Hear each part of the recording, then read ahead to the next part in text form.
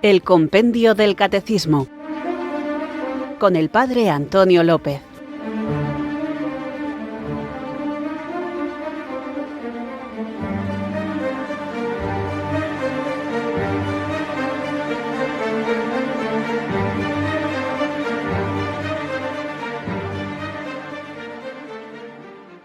Muy buenas, amantes, apasionados, buscadores de la verdad. Recibid mi abrazo del Padre Antonio López desde Irurzun, en Navarra, los que queréis tomar en serio la invitación del Señor a seguirle y estáis dispuestos a profundizar en el conocimiento de la fe para madurarla, enraizarla en la vida e irradiarla en el testimonio. Vamos a continuar hablando de la creación, de lo visible y de manera especial del lugar que ocupa el hombre en esta creación. Dios nos ha creado por amor y nos llama al amor, y por eso estamos aquí. Toda la finalidad de la doctrina y de la enseñanza debe ser puesta en el amor que no acaba, porque se puede muy bien exponer lo que es preciso creer, esperar o hacer, pero sobre todo debe resaltarse que el amor de nuestro Señor siempre prevalece, a fin de que cada uno comprenda que todo acto de virtud perfectamente cristiano no tiene otro origen que el amor, ni otro término que el amor.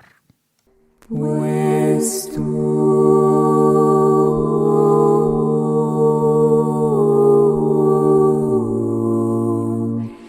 eres santo,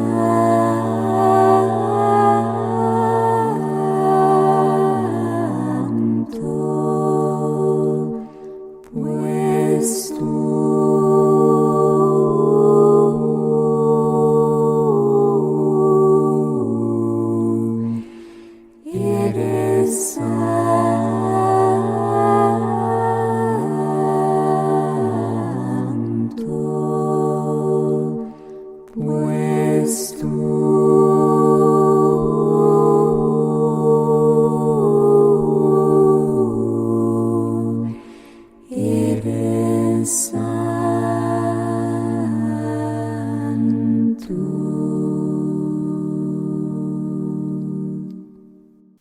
Solo Dios basta, pero un Dios al que no basta andar él solo por todo el universo.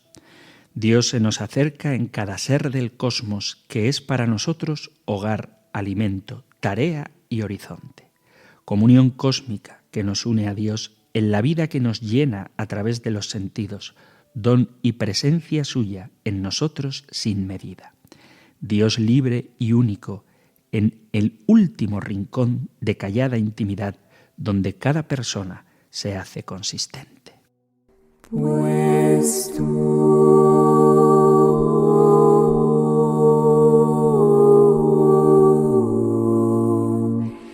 eres santo,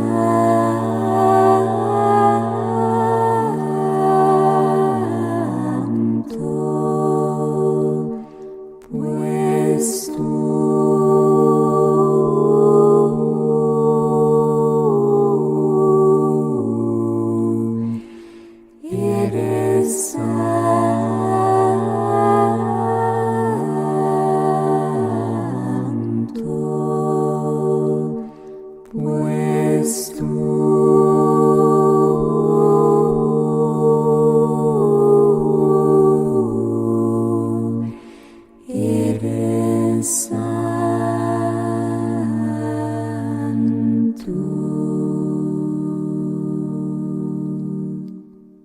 Una cuestión fundamental para cualquier ser humano es la de buscar el sentido de la propia vida.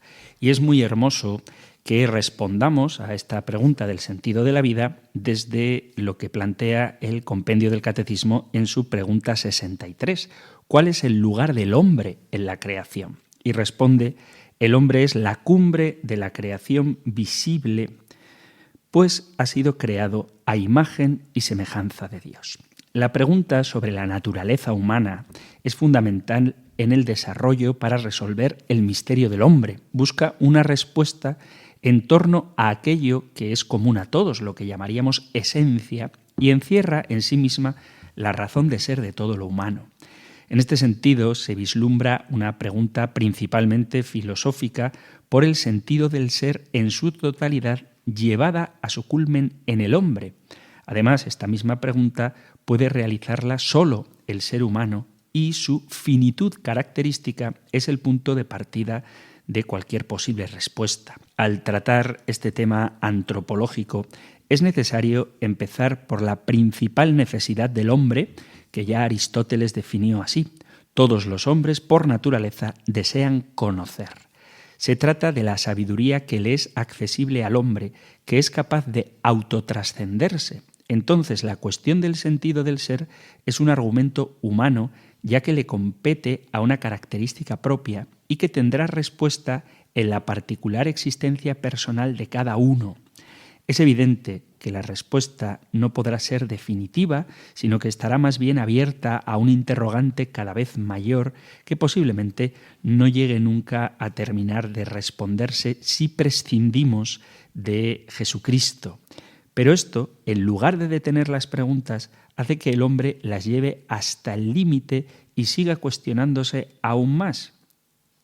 Ya bien, podríamos dejar de preguntarnos, pero no estaríamos desarrollando nuestra propia capacidad de reflexionar y de conocernos a nosotros mismos. Esa famosa frase, «conócete a ti mismo», que estaba esculpida sobre el dintel del templo de Delfos, testimoniaba una verdad fundamental que debe ser asumida como la regla mínima por todo hombre deseoso de distinguirse en medio de toda la creación, calificándose como hombre, precisamente en cuanto conocedor de sí mismo. El hombre, pues, puede llegar a conocerse a sí mismo desde la propia reflexión, desde la filosofía y también a través de la revelación.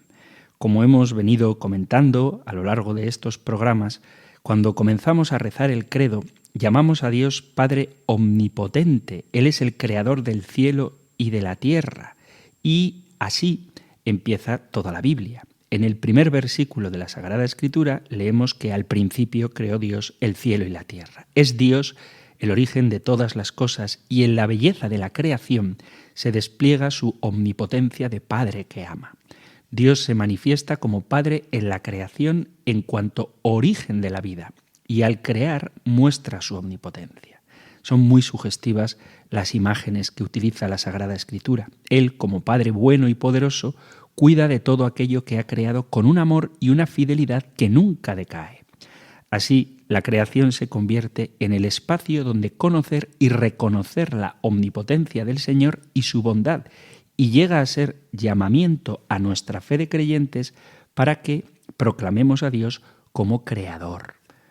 Por la fe, sabemos que el universo fue configurado por la palabra de Dios, de manera que lo visible procede de lo invisible. Carta a los Hebreos, capítulo 11. La fe, por lo tanto, implica saber reconocer lo invisible distinguiendo sus huellas en el mundo visible. El creyente puede leer el gran libro de la naturaleza y entender su lenguaje, pero es necesaria la palabra de revelación que suscita la fe para que el hombre pueda llegar a la plena consciencia de la realidad de Dios como Creador y Padre. En el libro de la Sagrada Escritura, la inteligencia humana puede encontrar a la luz de la fe la clave de interpretación para comprender el mundo y para comprenderse a sí mismo. En particular, ocupa un lugar especial el Génesis con la solemne presentación de la obra creadora divina que se despliega a lo largo de los 7 días. En 6 días realiza Dios la creación y el séptimo día, el sábado, concluye toda actividad y descansa. Día de la libertad para todos, día de la comunión con Dios. Y así, con esta imagen, el libro del Génesis nos indica que el primer pensamiento de Dios era encontrar un amor que respondiera a su amor. El segundo pensamiento es crear un mundo material donde situar ese amor, estas criaturas que le correspondan con libertad. Tal estructura, por tanto, hace que el texto esté caracterizado por algunas repeticiones significativas. Lo veíamos en el programa anterior. Se repite 6 veces la frase «vio Dios que era bueno». Para concluir la 7ª vez, después de la creación del hombre, vio Dios todo lo que había hecho y era muy bueno. Todo lo que Dios crea es bello y bueno, impregnado de sabiduría y amor. La acción creadora de Dios trae orden, introduce armonía, dona belleza. En el relato del Génesis emerge luego que el Señor crea con su palabra. En 10 ocasiones se repite la expresión dijo Dios. Es la palabra, el logos de Dios, lo que está en el origen de la realidad del mundo, y al decir dijo Dios, fue así. Esto subraya el poder eficaz de la palabra divina. La palabra del Señor hizo el cielo, el aliento de su boca sus ejércitos, porque Él lo dijo y existió, Él lo mandó y todo fue creado, dice el Salmo 33. La vida brota, el mundo existe, porque todo obedece a la palabra divina. Pero hoy la gente se pregunta, en esta época de ciencia y técnica, si tiene sentido todavía hablar hoy de creación y cómo debemos comprender las narraciones del Génesis. Como hemos dicho muchas veces, la Biblia no quiere ser un manual de ciencias naturales. Quiere, en cambio, hacer comprender la verdad auténtica y profunda de las cosas. La verdad fundamental que nos revelan los relatos del Génesis es que el mundo no es un conjunto de fuerzas entre sí contrastantes, sino que tiene su origen y su estabilidad en el Logos, en la razón eterna de Dios que sigue sosteniendo el universo. Hay un designio sobre el mundo que nace de esta razón, del espíritu creador. Creer que en la base de todo exista esto ilumina cualquier aspecto de la existencia y da valentía para afrontar con confianza y esperanza la aventura de la vida. Por lo tanto, la Escritura nos dice que el origen del ser, del mundo, nuestro origen, no es irracional o por necesidad, sino por razón y amor y libertad. De ahí la alternativa, o prioridad de lo irracional, de la necesidad, o prioridad de la razón, de la libertad, del amor. Como cristianos, nosotros nos entendemos desde esta última posición. En esta perspectiva es que situamos el culmen de toda la creación. El hombre y la mujer, el ser humano, el único capaz de conocer y amar a su Creador. El salmista, mirando a los cielos, se pregunta: cuando contemplo el cielo, obra de tus dedos, la luna y las estrellas que has creado, ¿qué es el hombre para que te acuerdes de él? El ser humano para darle poder. El ser humano, creado con amor por Dios, es algo muy pequeño ante la inmensidad del universo. A veces, mirando fascinados las enormes extensiones del firmamento, también nosotros percibimos nuestra limitación. El ser humano está habitado por esta paradoja. Nuestra pequeñez y nuestra caducidad conviven con la grandeza de aquello que el amor eterno de Dios ha querido para nosotros. Los relatos de la creación del libro del Génesis nos introducen en este misterioso ámbito, ayudándonos a conocer el proyecto de Dios sobre el hombre. Antes que nada, afirman que Dios formó al hombre del polvo de la tierra. Esto significa que no somos Dios, no nos hemos hecho solos, somos tierra. Pero significa también que venimos de la tierra buena por obra del Creador bueno. A esto se suma otra realidad fundamental. Todos los seres humanos son polvo, más allá de las distinciones que nos puede aportar la cultura y la historia, más allá de la diferencia social. Somos una única humanidad plasmada con la única tierra de Dios. Hay pues un segundo elemento. El ser humano se origina porque Dios sopla aliento de vida en su cuerpo modelado de la tierra. El ser humano está hecho a imagen y semejanza de Dios. Todos, entonces, llevamos en nosotros el aliento vital de Dios y toda vida humana está bajo la especial protección de Dios, como enseña la Biblia. Esta es la razón más profunda de la inviolabilidad de la dignidad humana contra toda tentación de valorar a la persona según criterios utilitaristas y de poder. El ser imagen y semejanza de Dios indica que el hombre no está cerrado en sí mismo, sino que tiene una referencia esencial en Dios. En los primeros capítulos del libro del Génesis encontramos dos imágenes significativas: el jardín con el árbol del conocimiento del bien y del mal y la serpiente. El jardín nos dice que la realidad en la que Dios puso al ser humano no es un bosque salvaje, sino un lugar que protege, nutre y sostiene. Y el hombre debe reconocer el mundo no como propiedad que se puede saquear y explotar, sino como don del Creador, signo de su voluntad salvífica, don que se ha de cultivar y custodiar, que se debe hacer crecer y desarrollar en el respeto, en la armonía, siguiendo en él los ritmos y la lógica según el designio de Dios. La serpiente es una figura que deriva de los cultos orientales de la fecundidad que fascinaban a Israel y constituían una constante tentación de abandonar la misteriosa alianza con Dios. A la luz de esto, la Sagrada Escritura presenta la tentación que sufrieron Adán y Eva como el núcleo de la tentación y del pecado. ¿Qué dice la serpiente? No niega a Dios, pero insinúa una pregunta solapada. ¿Con qué Dios os ha dicho que no comáis de ningún árbol del jardín? De este modo, la serpiente suscita la sospecha de que la alianza con Dios es como una cadena que ata, que priva de la libertad y de las cosas más bellas y preciosas de la vida. La tentación se convierte en la de construirse solos el mundo donde se vive, de no aceptar los límites de ser criatura, los límites del bien y del mal, de la moralidad. La dependencia del amor creador de Dios se ve como un peso del que hay que liberarse. Este es siempre el núcleo de la tentación.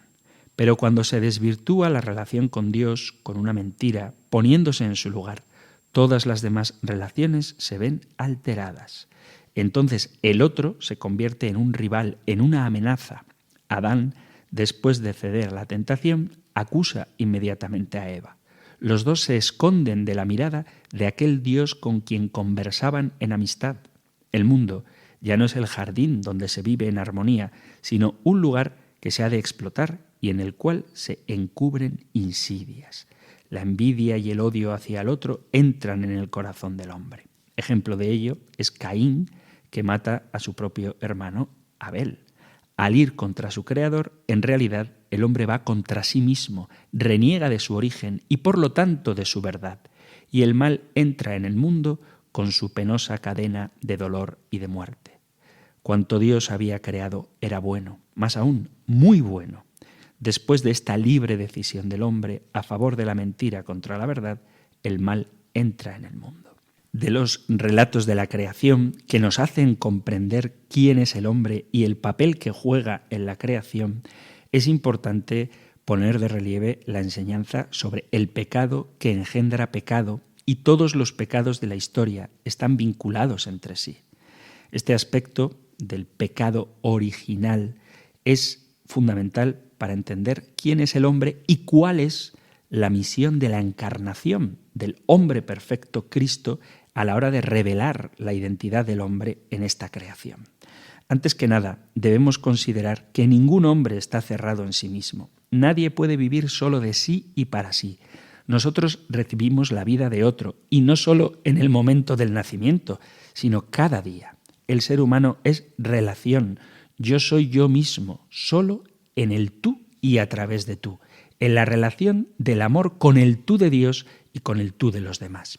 Pues bien, el pecado consiste en enturbiar o destruir la relación con Dios. Esta es su esencia.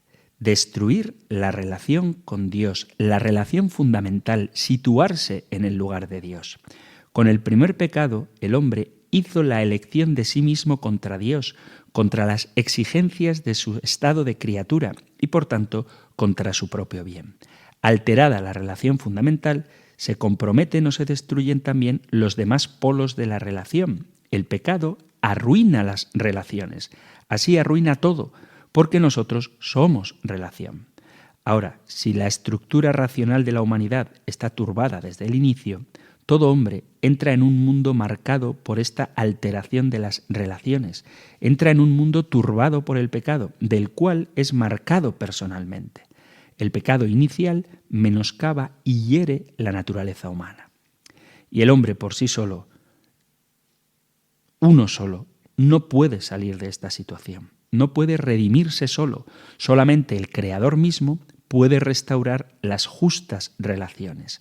Solo si aquel de quien nos hemos alejado viene a nosotros y nos tiende la mano con amor, las justas relaciones pueden reanudarse.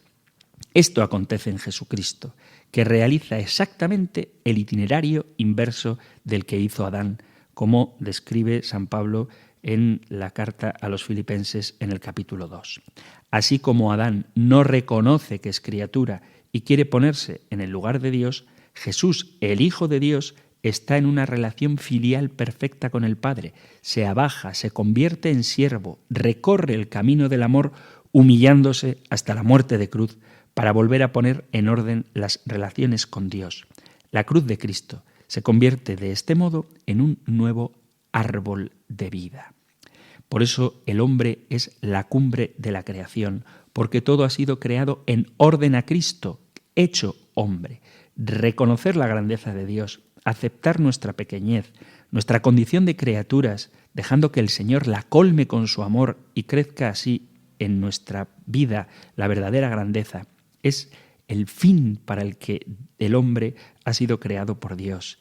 El mal, con su carga de dolor y de sufrimiento, es un misterio que la luz de la fe ilumina, que nos da la certeza de poder ser liberados de él, la certeza de que es bueno ser hombre, porque el hombre ha sido amado en sí mismo por Dios.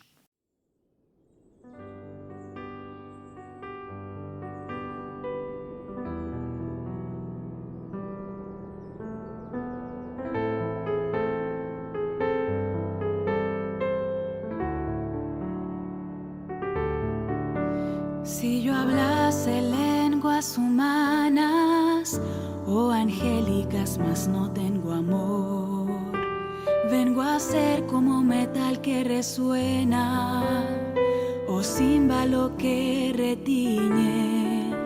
Si tuviese profecía y entendiese los misterios, toda ciencia, si tuviese la fe de tal manera que trasladase los montes, mas no tengo amor, nada soy. Si repartiese todos mis bienes para dar de comer a los pobres, y si entregase mi cuerpo para ser quemado, mas no tengo amor, de nada me sirve el amor. Es sufrido, es benigno, no tiene envidia, no es jactancioso, no se envanece, no es egoísta, no es rencoroso, mas se goza de la verdad. Todo lo sufre, todo lo cree, todo lo espera, todo soporta. El amor nunca deja de ser.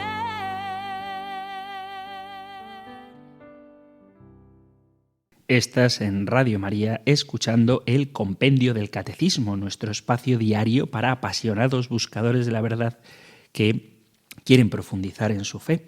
Y hoy estamos tratando la pregunta número 63. ¿Cuál es el lugar del hombre en la creación? Si queréis este estudio sistemático de cada una de las preguntas del Compendio del Catecismo, no dejéis de sintonizar esta emisora Radio María de lunes a viernes de 4 a 5 de la tarde, una hora antes si nos sintonizas desde las Islas Canarias.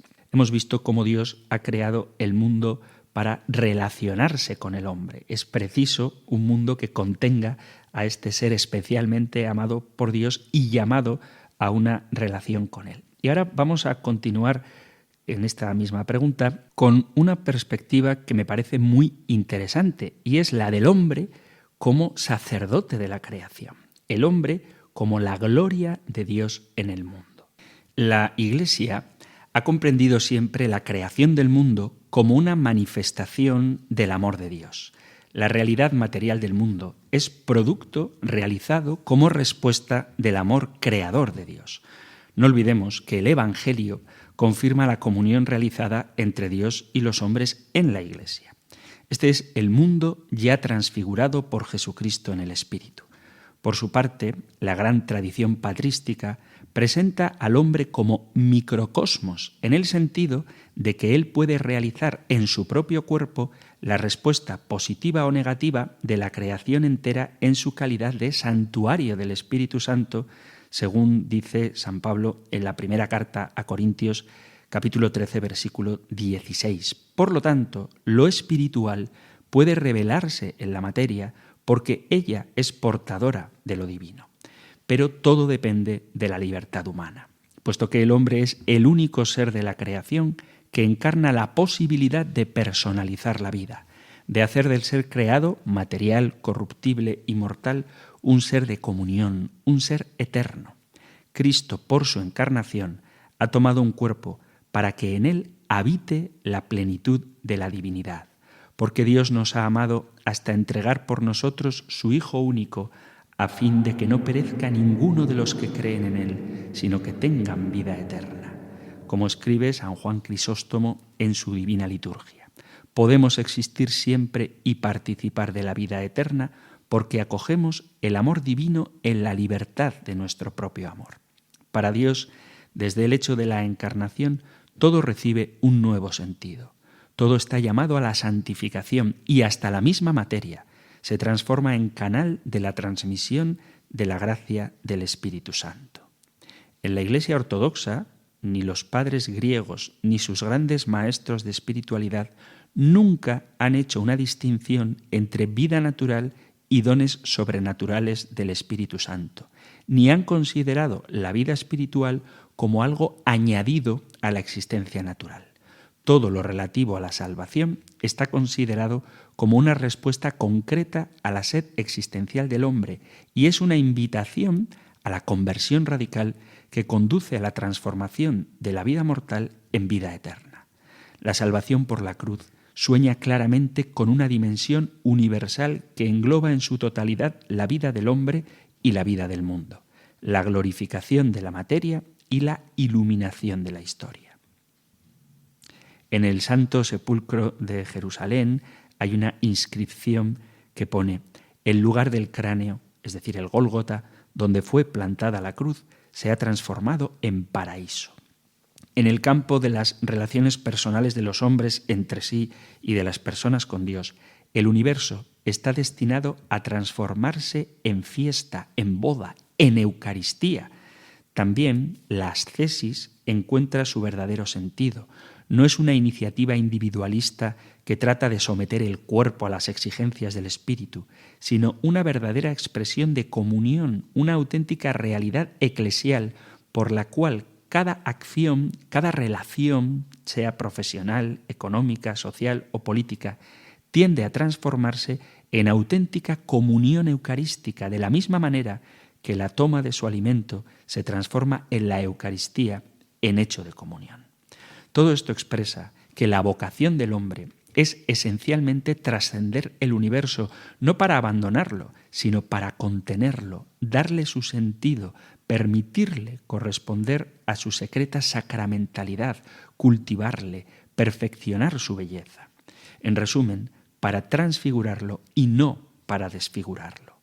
La Biblia, no lo olvidemos, presenta al mundo como un material que debe ayudar al hombre a ser históricamente consciente de su libertad ofrecida a Dios. Es en el mundo donde el hombre expresa su libertad y donde se presenta ante Dios como una existencia personal. Considerado por los padres griegos como la gloria, como la manifestación de la imagen de Dios en el mundo, el hombre no puede ser transparencia de Dios en sí mismo sin hacer transparente a Dios en el mundo, sin ser transparencia como imagen de Dios en el mundo. Es cierto que el mundo ha sido creado antes que el hombre, pero gracias al hombre, el mundo ha alcanzado su plena realidad y realiza su destino. El hombre es el colaborador de Dios en relación con el mundo. El ser visible está formado por el hombre y por el mundo reflejado por el hombre o el hombre en relación con el mundo. Se puede decir, por tanto, que el hombre es el espejo en el que se ve el mundo y el mundo un espejo en el que se ve al hombre. El hombre representa para el universo la esperanza de recibir la gracia y de unirse a Dios. existe también un riesgo, el riesgo de la decadencia y del fracaso. Cuando el hombre se aleja de Dios, solamente ve la apariencia, la figura que pasa, como dice la primera carta a Corintios capítulo 7, versículo 31, lo que tiene como consecuencia el dar un nombre falso a lo que ve.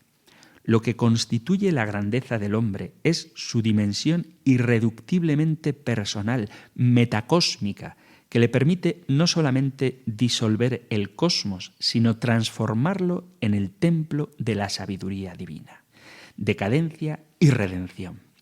Dos textos fundamentales de San Pablo en la carta a los romanos deben retener nuestra atención. El primero es Romanos capítulo 1, versículo 20. Desde la creación del mundo, las perfecciones invisibles de Dios, divinidad y poder eterno, son visibles para la inteligencia a través de sus obras. La palabra creadora de Dios es, por tanto, la fuente de toda realidad, no solamente existencial e histórica, sino también cósmica. Y un segundo pasaje, también de la carta a los Romanos, en el capítulo 8, versículo a partir del 19, dice: la ansiosa espera de la creación desea vivamente la revelación de los hijos de Dios. La creación, en efecto, fue sometida a la vanidad no espontáneamente, sino por aquel que la sometió en la esperanza de ser liberada de la servidumbre de la corrupción para participar en la gloriosa libertad de los hijos de Dios. Todo lo que hay en el hombre expresa un significado universal y se imprime en el universo.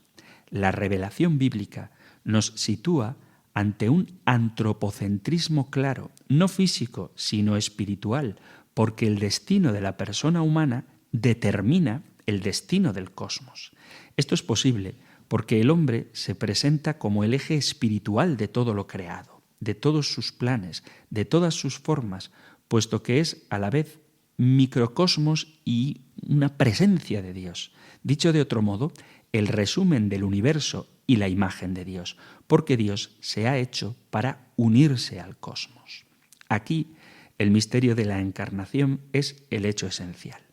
Coloca al hombre en el centro de la creación. Cristo, recapitulando la historia humana, da a los ciclos cósmicos la plenitud de su sentido.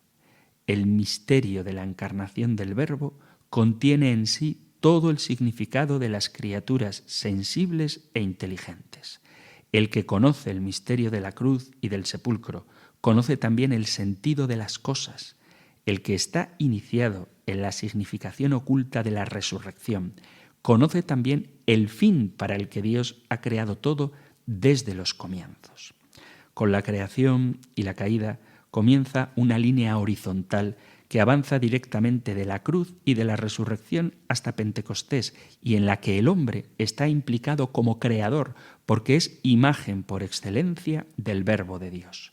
Como soberano, porque Cristo, a imagen del cual ha sido creado, es el Señor Rey que domina el universo.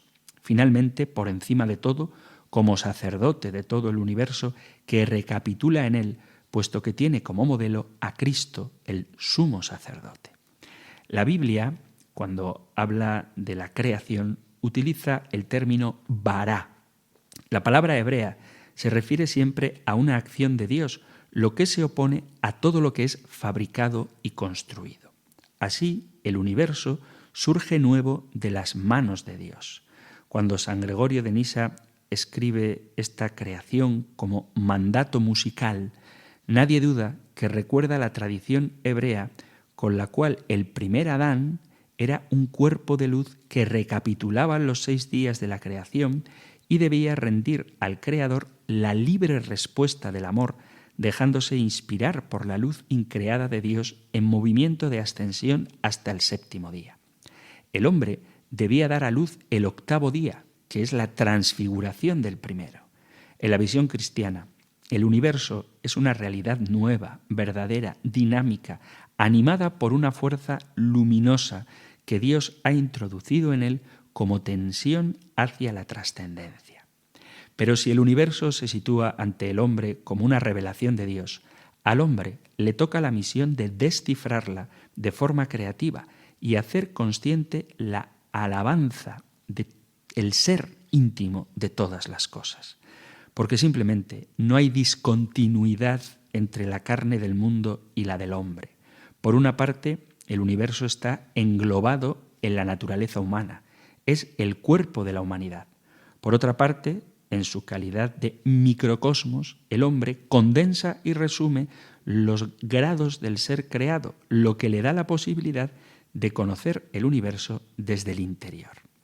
Así, el hombre como microcosmos y el universo como un hombre en grande, el conocimiento es intercambio de sentido y de fuerza. El hombre es mucho más que un microcosmos por el hecho de que su creación a imagen y semejanza de Dios no proviene de un orden dado a la tierra, como es el caso para otros seres vivientes. Dios, creando al hombre, no ordena, pero dice en su consejo eterno: hagamos al hombre a nuestra imagen y semejanza. Por esta razón podemos afirmar que el hombre, porque constituye la hipóstasis del mundo como imagen de Dios y microcosmos, es netamente la juntura entre lo divino y lo terrestre, y de él se difunde la gracia sobre toda la creación. Por esto, sin él, sin el hombre, las plantas no pueden crecer, porque en él se enraizan, y también él, el que nombra a los animales, descifrando para Dios sus palabras de creación y de providencia, que se encuentran en el Génesis y en muchos salmos. Es decir, que la situación del cosmos, su transparencia o su opacidad, su liberación en Dios y su sumisión a la corrupción y a la muerte, dependen de la actitud fundamental del hombre, de su transparencia o de su opacidad a la luz divina y a la calidad de su presencia ante el prójimo. La capacidad de comunicación del hombre condiciona el estado del universo, al menos inicialmente, y ahora en Cristo, en el seno de la Iglesia. San Simeón, el teólogo, dice así: cuando todas las criaturas vieron que Adán estaba expulsado del paraíso, no aceptaron la sumisión. Ni el sol, ni la luna, ni las estrellas quisieron reconocerle. Las fuentes se negaron a dejar brotar el agua y los arroyos a seguir su curso. El aire no quiso soplar para que Adán pecador pudiera respirar. Las bestias salvajes y todos los animales de la tierra, cuando le vieron privado de su primera gloria, le despreciaron y todos estaban prestos a asaltarle. El cielo se esforzaba en caer sobre su cabeza y la tierra no quiso soportarle. Pero Dios, que había creado todas las cosas, y el hombre, ¿qué hizo? Él detuvo todas sus criaturas con su propia fuerza y con su orden y su clemencia sagrada. No les dejó desencadenarse contra el hombre, sino que ordenó que la creación permaneciera bajo su dependencia. Siendo perecedera, sirvió al hombre perecedero, para el cual fue creada, hasta que el hombre renovado se haga espiritual, incorruptible y eterno, y todas las criaturas, sometidas por Dios al hombre, se liberen también, se renueven con él y como él se hagan incorruptibles y espirituales. Con esta lectura podemos comprender mejor los elementos del tema de la importancia y centralidad del hombre, porque los momentos esenciales de la historia de la salvación no son únicamente transmisores de importancia histórica, tienen también una importancia que va más allá de la historia. En esta perspectiva tenemos que situar nuestra reflexión.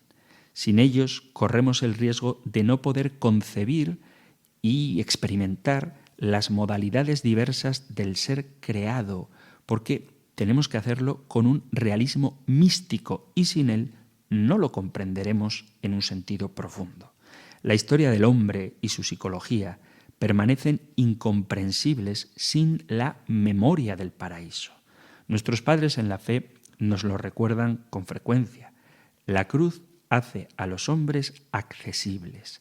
La modalidad sintética de la creación es entrelazamiento cósmico por el hecho de que la sangre del asesinato de Dios se hace sacrificio en su sentido más original y consagra la tierra como firme sostén de todas las cosas. Ante todos los esquemas de una evolución unilateral propuesta por las ciencias de la naturaleza y del hombre, La cruz y la resurrección de Cristo responden con otro esquema, el del entrelazamiento de dos procesos, de caída y de redención, de regresión y de progreso. Es únicamente este esquema el que hace del hombre el verdadero centro, el verdadero sacerdote de la creación. La caída, como catástrofe cósmica, reside en el hecho de que el hombre ha destruido la unidad a que estaba llamado entre Dios y el mundo, porque el hombre se situó fuera de Dios y contra Dios. El mundo le es desde entonces extraño y hostil. Pero esta hostilidad y distancia es, de hecho, el hombre mismo arrojado fuera de sí mismo, literalmente pulverizado fuera de la creación. Este es el sentido que se encuentra en el capítulo 3, versículo 19 del Génesis. Polvo eres y en polvo te has de convertir. El hombre encuentra frente a sí esta mecanicidad de la que es causa y cae en su poder. La fuerza de la naturaleza moribunda, herida por el pecado, suscita el sufrimiento del hombre, su rey destronado. A su vez, ella vierte el veneno que lo transformará en cadáver, le forzará a compartir el destino de la piedra, del polvo y del barro. Pero Cristo, nuevo Adán, hace estallar e iluminar divinamente la corteza de la muerte. El Hijo de Dios hecho hombre esconde su corporidad luminosa en nuestra corporidad sufriente y laboriosa, a fin de que sobre la cruz y en el alba de la Pascua todo se ilumine. No solamente el universo, sino también todo el esfuerzo humano que trabaja en transformarlo. En Cristo, la materia caída se convierte en medio de comunión, templo y fiesta del encuentro. En Él, el mundo, helado por nuestra decadencia, se funde con el fuego del Espíritu y reencuentra su dinamismo original. Pero si la historia de Cristo ha terminado, la historia en sí continúa porque la plenitud no nos es impuesta, nos es ofrecida. La ascensión introduce nuestra naturaleza, la naturaleza humana, en el seno de la Trinidad. Con Pentecostés comienza en la gracia del Espíritu Santo la libre apropiación por cada persona de la fuerza divina que irradia el cuerpo glorificado de Cristo. La historia en adelante es la del fuego que Cristo vino a traer a la tierra y que no cesa de abrasar las almas. Es la historia de la luz, la economía del Espíritu Santo por la que la plenitud de los tiempos abre los tiempos de plenitud. Para San Máximo el Confesor, el mundo se presenta como una iglesia, dice él. La nave es el universo sensible. Los ángeles constituyen el coro y el espíritu del hombre en oración el santo de los santos. Así, el alma se refugia como en una iglesia y un lugar de paz en la contemplación espiritual de la naturaleza. El alma entra allí con el Verbo y con él nuestro gran sacerdote, y bajo su guía ofrece el universo a Dios en su espíritu como sobre un altar. Y otro padre oriental afirmaba constantemente: para el hombre que ora en su corazón, el mundo entero es una iglesia. La bendición, el respeto de la tierra, la sumisión a toda la vida en su fecunda belleza, el compartir con los pobres, todo esto, el hombre tiene el deber de hacerlo con Berger con el fin de preparar la transformación de la tierra en Eucaristía, en acción de gracias. De esta evidencia se desprende la vocación sacerdotal en el seno de toda la Eucaristía. Dice la primera carta a los Tesalonicenses, capítulo 5, versículo 18, dad gracias en todo, que viene a ser una traducción amplia de haced Eucaristía. Sabéis que Eucaristía significa acción de gracias. Haced Eucaristía de todo. A la Eucaristía como sacramento responde la Eucaristía como espiritualidad, la cual lleva la metamorfosis, la transformación de todo el ser del hombre y de todo el ser por el hombre. En la visión de San Pablo, la Iglesia como cuerpo de Cristo no muerto en la cruz, sino resucitado de entre los muertos, es percibida como misterio eucarístico que refleja el futuro, el estado final de las cosas y no un acontecimiento histórico del pasado, puesto que el reino ya vino. Ella es también percibida como ese misterio eucarístico que nos ofrece el verdadero conocimiento del universo creado para transformarlo en Eucaristía, en acción de gracias. La Eucaristía se define entonces como el lugar privilegiado por excelencia en el que el hombre descifra la existencia completa en la luz de la vida, allí mismo donde se despierta la presencia que transforma el mundo en zarza ardiente, allí donde el mundo futuro se transforma en el interior de la palabra bíblica. Por ella, de hecho, comprendemos que no somos una comunidad de seres humanos sin relaciones con el cosmos impersonal. La salvación está destinada a toda la creación y hasta que la muerte sea eliminada del cosmos no puede haber salvación para los seres humanos. Es esto lo que hace la celebración de los sacramentos y especialmente de la Eucaristía algo tan crucial para la Iglesia, porque los sacramentos implican a toda la creación en el ser de la Iglesia y no solamente a los hombres. El centro cósmico, es decir, universal de la creación, es la Iglesia, icono del fin escatológico de la historia, del cielo nuevo y de la tierra nueva, de la ciudad de Dios, de la nueva Jerusalén. La Iglesia es realmente la gloria del Verbo, su aparición y su manifestación bajo la acción del Espíritu Santo. La transfiguración es el presente continuo de la Iglesia y, por consiguiente, de la divinización del mundo. Por este motivo, la gloria del Verbo, como comienzo y fin de la historia, permanece como el misterio de la fe y la posibilidad de la vida. Caminemos en la fe, no en la clara visión, dice la segunda carta a los Corintios, capítulo 5, versículo 7. La gracia natural del Espíritu Santo, que constituye el fundamento del ser de criatura, se manifiesta en la carne misma del mundo, está en el origen de toda la santificación.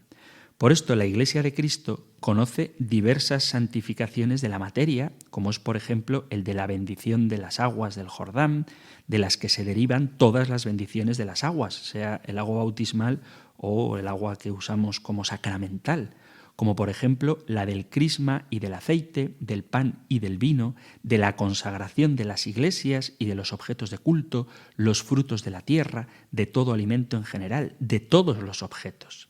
El Espíritu Santo desciende al corazón del mundo y Él es la conciencia de nuestra conciencia, vida de nuestra vida, aliento de nuestro aliento. Las epíclesis de toda acción sacramental constituyen como una continuación de Pentecostés, como su renovación en un dinamismo nuevo del Pentecostés universal de los orígenes. Todo culmina, por lo tanto, en la transformación eucarística. También la creación de Dios relata su gloria, y las obras del hombre que continúan la creación de Dios tienen por fin supremo, a través de la misma creación, la glorificación de Dios.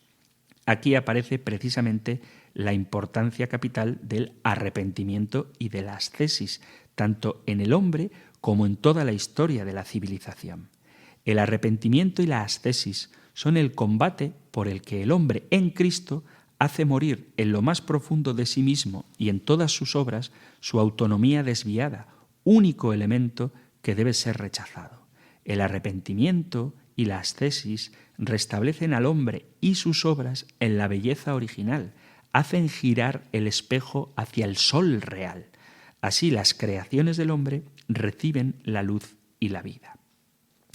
Para San Ireneo presentamos en el ofertorio la ofrenda de toda la naturaleza visible para que sea eucaristizada, puesto que en la Eucaristía uno de los dos factores es el terrestre. En la anáfora, San Cirilo de Alejandría recuerda que se hace memoria del cielo y de la tierra, del mar, del sol, de toda la creación visible e invisible. Porque existe la Iglesia y su liturgia. El mundo permanece anclado en el ser, es decir, en el cuerpo de Cristo, porque la Iglesia es ese lugar espiritual en el que el hombre hace el aprendizaje de una existencia eucarística y llega a ser auténticamente sacerdote y rey. En la liturgia, el hombre descubre el mundo transfigurado en Cristo y a partir de entonces él colabora con su transformación definitiva, lo que significa su transfiguración. Todo creyente que participa en la liturgia lleva consigo el mundo de forma plenamente realista y totalmente positiva. No lleva solamente su carne de hombre, su ser concreto con sus debilidades y pasiones. Lleva toda su relación con el mundo natural, con toda la creación. El mundo presentado en el espacio litúrgico es frecuentemente el mundo caído, pero no permanece así, sino que evoluciona, ya que la liturgia es un remedio de inmortalidad, porque en su aceptación y su afirmación del mundo, ella rechaza la corrupción con el fin de poder ofrecérselo todo a Dios, al Creador, al totalmente santo. En la liturgia eucarística, el mundo no cesa nunca de ser el cosmos de Dios. Esta visión del mundo no deja lugar a la disociación entre lo natural y lo sobrenatural.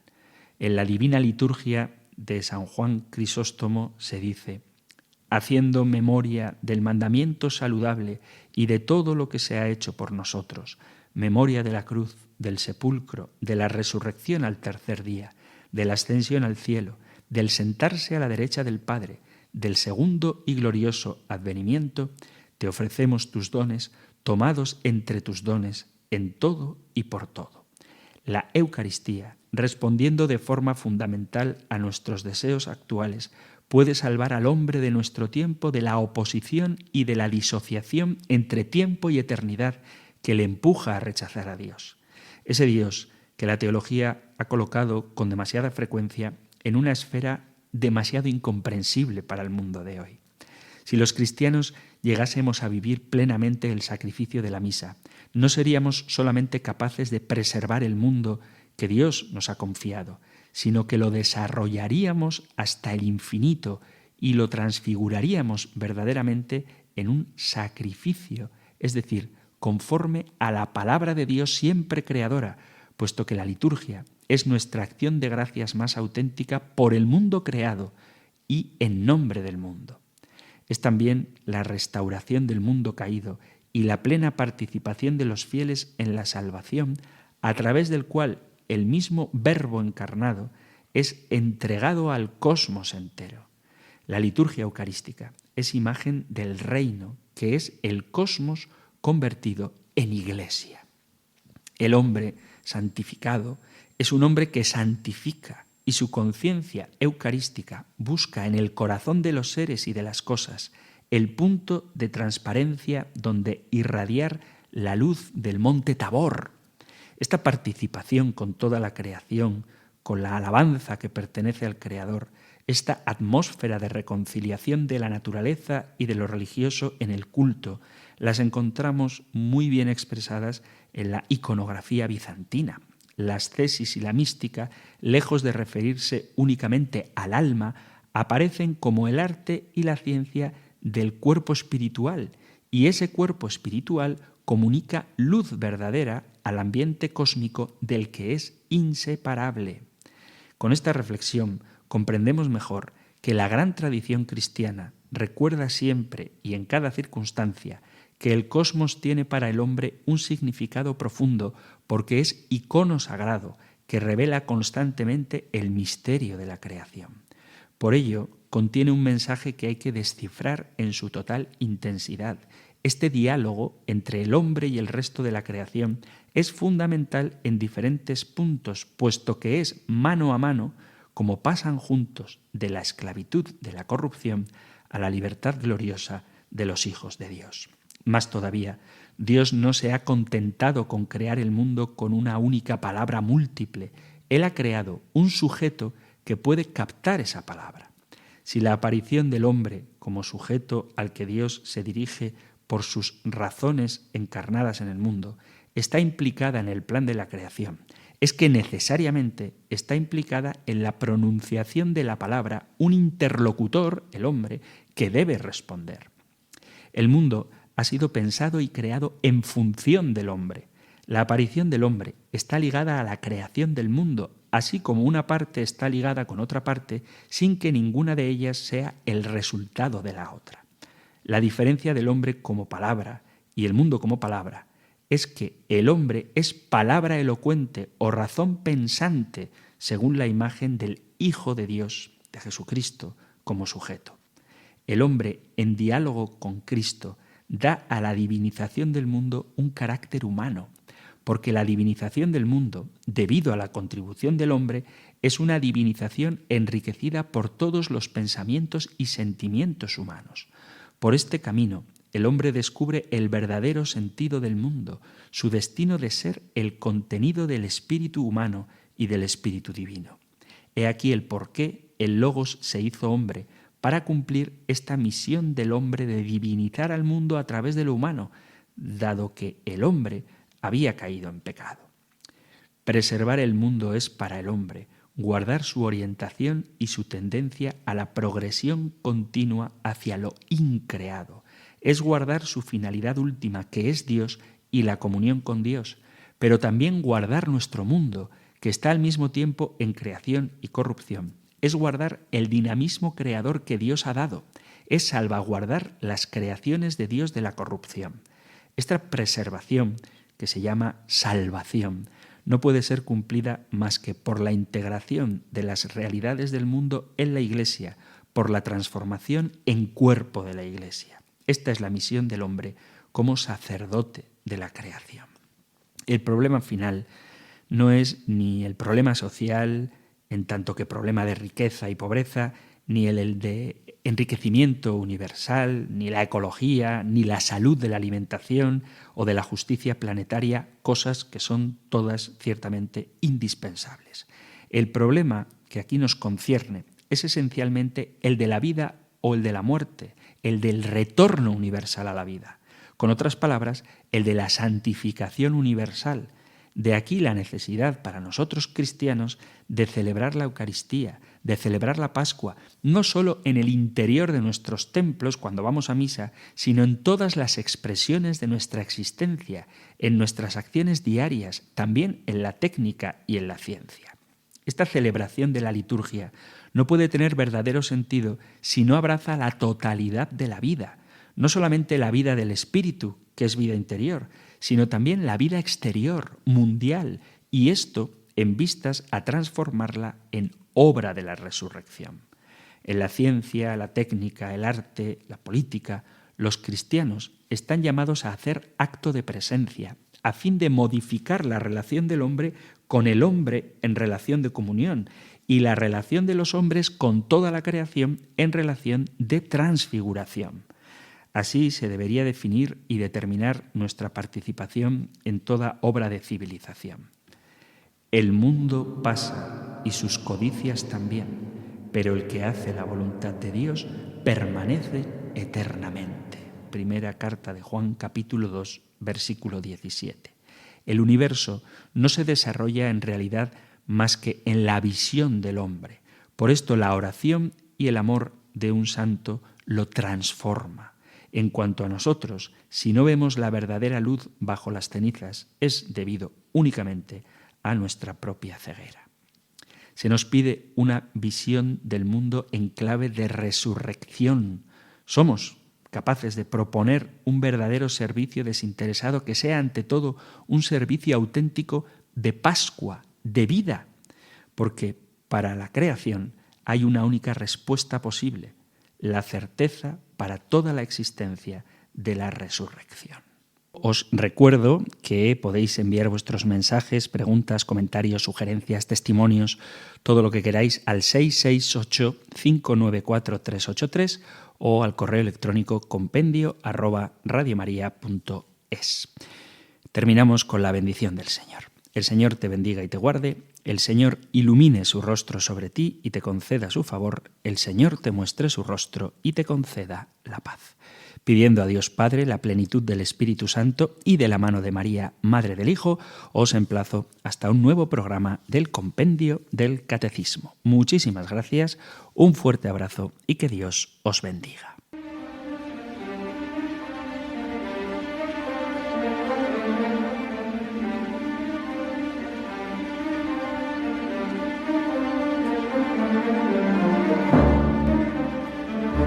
El Compendio del Catecismo con el Padre Antonio López.